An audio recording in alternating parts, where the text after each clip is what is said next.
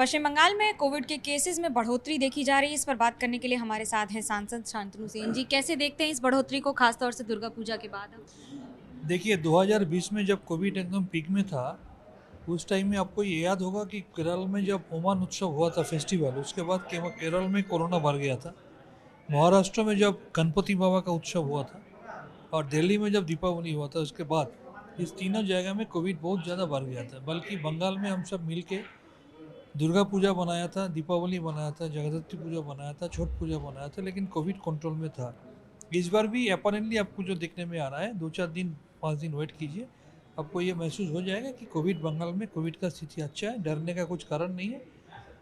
मेरा विनती यही होगा केंद्रीय सरकार के पास कि मेहरबानी करके पार्टीशन पॉलिटिक्स मत कीजिए। अभी कोविड का टाइम में बंगाल का रिक्वायरमेंट के अनुसार बंगाल में ज़्यादा से ज़्यादा वैक्सीन भेजिए। डेंगू की जो हालात हैं, लोग मर भी रहे हैं ज़्यादा और उनकी अभी केसेस भी बहुत ज़्यादा बढ़ रहे हैं विधाननगर कोलकाता में खास तौर से। सरकार क्या कर रही है? आपको ये मानना पड़ेगा कि डेंगू का केस यहाँ पर पहले जितना ज़्यादा होता था, अभी डेंगू का केस उससे ज़्यादा बहुत कम हो रहा है। इसका 2 कारण है। नंबर 1, सरकार बोलिए, ये कॉरपोरेशन बोलिए, खास तौर से ये डेंगू के लिए साल भर कम करता है। ये ऐसा नहीं है कि सिर्फ डेंगू का टाइम में कम करता है। और दूसरा ये है कि ये कोविड का टाइम में हम लोग सैनिटाइज करने के लिए जो और वो कोविड को ये डिसइंफेक्ट करने के लिए जो स्प्रे हमने किया था, उसमें ऐसा ये कहा जाता है, ऐसे थोड़ा सबूत भी है कि ये डेंगू का जो लार्वा है उसको भी ये किल करता है। और अभी ये भी आपको मानना पड़ेगा, इस साल पिछले 2-3 महीना में पिछले 2-4 साल से बहुत ज़्यादा गुना बारिश भी हुआ है। ये सबको मद्देनज़र रखते हुए अगर आप देखेंगे तो आपको ये महसूस होगा कि फ़िलहाल आपको लग रहा है कि डेंगू बढ़ रहा है, लेकिन if you collect the collective data, cumulative data, तो आपको ये पता चलेगा कि डेंगू का हाल उतना ख़राब नहीं है। हालात तो अब राजनीति की बात कर लेते हैं। गोवा में मुख्यमंत्री ममता बनर्जी की तस्वीरों को नुकसान पहुंचाया गया, पोस्टर्स तोड़े गए और अब अरविंद केजरीवाल के पोस्टर्स त्रिपुरा में हैं। कैसे देखते हैं इसको? देखिए, हम 2 दिन पहले भी ये बोल रहे थे किसी को कि हमको गोवा का बीजेपी और त्रिपुरा का बीजेपी में थोड़ा फ़र्क नज़र आ रहा था।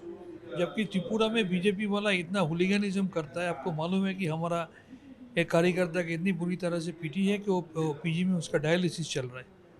इतना हुलिगनिज्म त्रिपुरा में करता है। बल्कि गोवा में हम जब गए थे, देखे थे पूरा तृणमूल फैले हुए है, पोस्टर बैनर लगा हुए है। हमको लग रहा था कि गोवा का बीजेपी, त्रिपुरा का बीजेपी या बंगाल का बीजेपी से शायद कुछ फ़र्क है।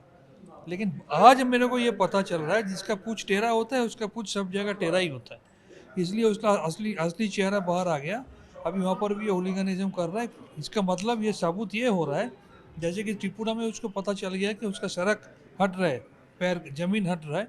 अभी गोवा में भी वो लोग महसूस करने लगे हैं कि आने वाला 3-4 साल में, जो 3-4 महीना में जो असेंबली चुनाव होने वाला है, वहाँ पर ममता बनर्जी और तृणमूल कांग्रेस वहाँ पर विन करने वाला है। इसलिए उसका ये असली चेहरा बाहर आ गया। कांग्रेस कह रही है आप सिर्फ उसी जगह जा रहे हैं जहां पर कांग्रेस को नुकसान पहुंचाया जा सके।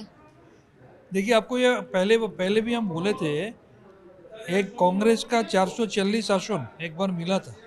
वो अगर घट के 44 में नहीं आता तो 2014 में मोदी सरकार नहीं बना पाता। कांग्रेस को सबसे पहले आपका घर को संभल के रखना है, उसको आपको लीडरशिप को संभल के रखना है, आपस में जो कॉलिशन चल रहा है उसको संभल के रखना है। तृणमूल कांग्रेस बीजेपी को हटाने में सबसे पहले है। आपको ये बात मानना पड़ेगा, पिछले 7 साल से कांग्रेस बीजेपी से जूझ नहीं पा रहा है। जहाँ पर लड़ाई हो रहा है कांग्रेस हार रहा है, और तृणमूल से जहाँ बीजेपी का लड़ाई हो रहा है तृणमूल जीत रहा है। फ़र्क यही है। फर्क यही है, लेकिन इसका फैसला भी जनता ही करती है। कैमरा पर्सन सूरज पांडे के साथ मनोज्ञा लोईवाल, कोलकाता, एबीपी न्यूज़।